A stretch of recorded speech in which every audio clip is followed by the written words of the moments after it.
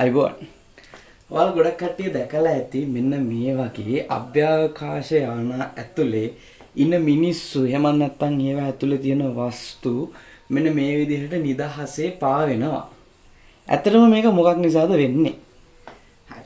ගොඩක් අය කියන්නේ මෙන්න මේක ගුරුත්වාකර්ෂණය රහිත බව නිසා. එහෙම නැත්නම් පෘථිවියේ වායුගෝලයෙන් පිටත එහෙම නැත්නම් අභ්‍යවකාශයේදී ගුරුත්වාකර්ෂණ ශේෂ්ත්‍ර තීව්‍රතාව බිඳුවක් වෙනවලු. එහෙම නැත්නම් ගුරුත්වාකර්ෂණයක් නැති වෙනවලු. මේක ඇත්තද? මේ සිද්ධිය වෙන්නේ ගුරුත්වාකර්ෂණයේ නොමැතිකම නිසාද? අද වීඩියෝ එකෙන් මම ඒකයි පැහැදිලි කරලා දෙන්නේ. Rich in Physics, Rojith Wickramagai. මේකයි කතාව.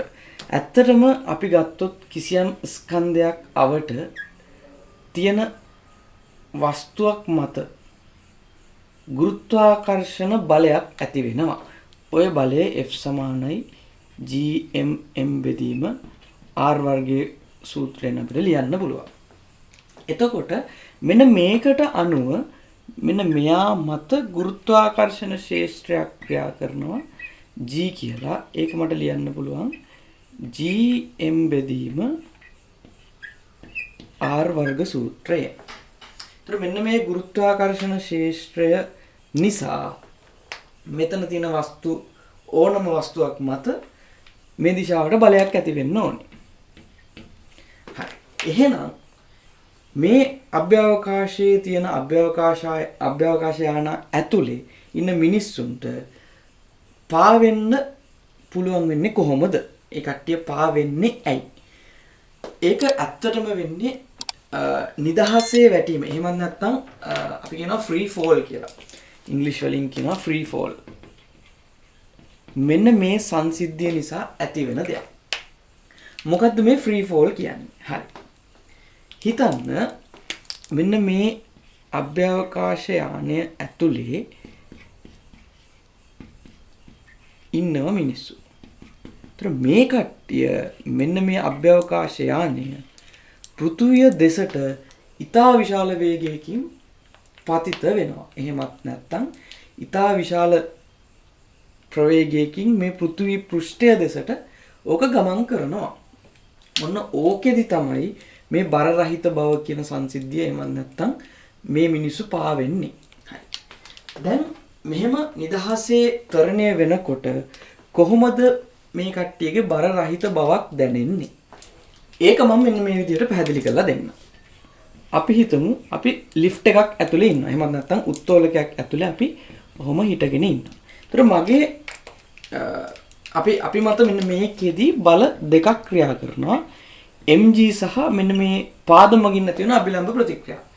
එතකොට මේ උත්තෝලකයේ නිසලතාවයෙන් හෝ ඒකාකාර ප්‍රවේගයෙන් ගමන් කරනකොට අපිට කියන්න පුළුවන් මෙන්න මේ mg කියන එක්කෙනා r ට සමානයි.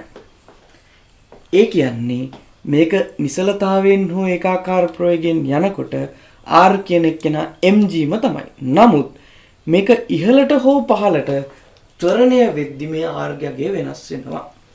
මම හිතන්නම් මේ අවස්ථාවේදී මෙන්න මේ උත්තෝලකය මේ පැත්තට a ත්වරණයකින් චලිත වෙනවා. එහෙම නැත්නම් පහළට a ත්වරණයකින් චලිත වෙනවා. එතකොට මම පහළට f සමානයි ma දාපුවම mg ඍණ r සමානයි m වතාවක් a කියලා දාන්න පුළුවන්. ඕකෙන් මම r උක්ත කරගත්තොත් mg ඍණ a කියලා අපිට ලැබෙනවා.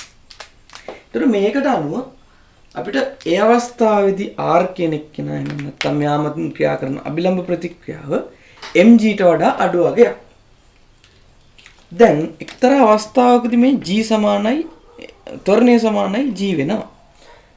මේ ත්වරණය g ට සමාන වුණොත් r කියන එක්කෙනා m වතාවක් g ඍණ g ඒ කියන්නේ බිඳුවක් වෙනවා. ඔන්න ඕකට අපි කියනවා බර රහිත බව කියලා.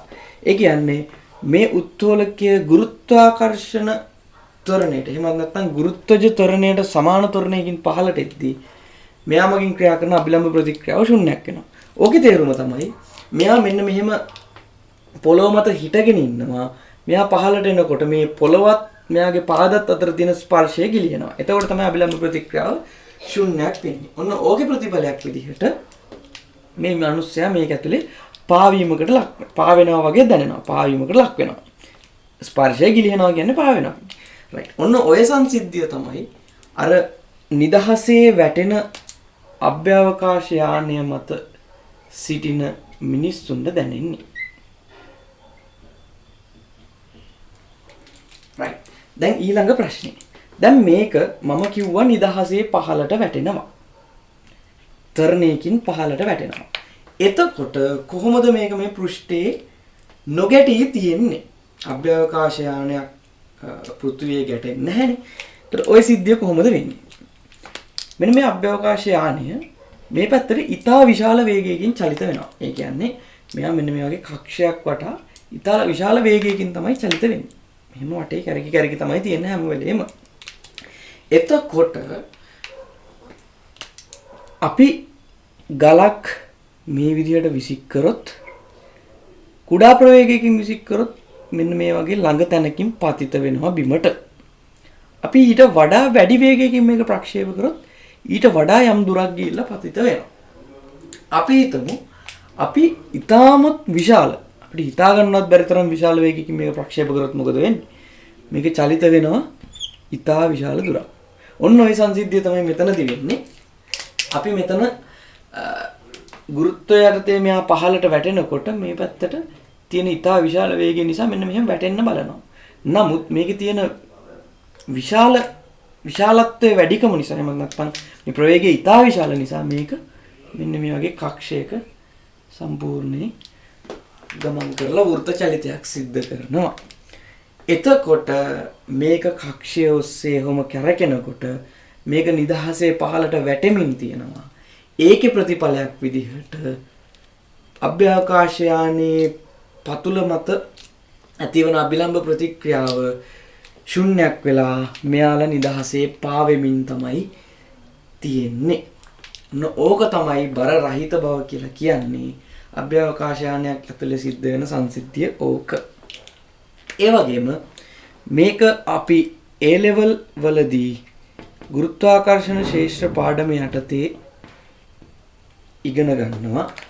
මේක තමයි ගුරුත්වාකර්ෂණ ශේෂ්ත්‍ර තීව්‍රතාව ලියන සමීකරණේ. එතකොට අපෙන් අහන්න පුළුවන් අර බර රහිත බව යාන්ත්‍ර විද්‍යාවේදී අර බර රහිත බව කියලා උත්තෝලකය තුල ගානක් ඒ වගේ දෙන්න පුළුවන්.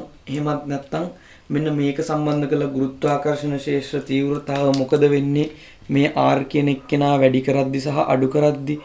එතකොට අපි දන්නවා මේ වගේ අභ්‍යවකාශ යානයක ආවර්ත කාලය කොහොමද හොයන්නේ? ඒත් එක්කම මේ වගේ අභ්‍යවකාශ යානයක් පොළොවට එකම ලක්ෂයකට ඉහළින් හැම වෙලේම පවතිනවා නම් ඒකට කියනවා භූස්ථාවර චන්ද්‍රිකාවක් කියලා. ඒතර මේ භූස්ථාවර චන්ද්‍රිකාවක මොකද්ද සංසිද්ධිය කොහොමද වෙන්නේ? ඔන්න ඔය දේවල් ගුරුත්වාකර්ෂණ ශේෂ්ත්‍රවලදී මෙන්න මේ සිද්ධිය සම්බන්ධ කරගෙන ඔයාලගෙන් අහන්න පුළුවන්. බොහොම ස්තුතියි. subscribe කරන්න කියලා ආදරෙන් ඉල්ලනවා.